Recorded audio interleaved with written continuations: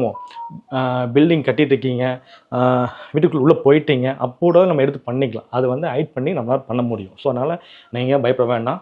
Lights வந்து உங்களுக்கு வேணும்னா நாங்கள் பண்ணி கொடுத்துருவோம். ஸோ இந்த கிச்சன் வந்து ரொம்பவே யூபிவிசியில் பண்ணியிருக்கோம். ரொம்பவே அழகாக வந்திருக்குங்க. இது வந்து நம்பர் 7 டேண்டம் பார்ட்ஸ் கொடுத்துருக்கோம்.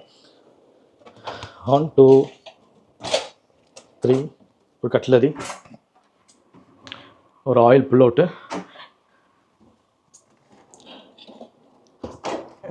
இங்கே 2 பேஸ்கெட்டு, தென் பார்த்தீங்கன்னா ஒரு 3 செக்டர்ஸ் கொடுத்துருக்கோம். ஒன்று ஓவனுக்கு, ஒன்று கிரைண்டர், இன்னொன்று மிக்சிக்குங்க.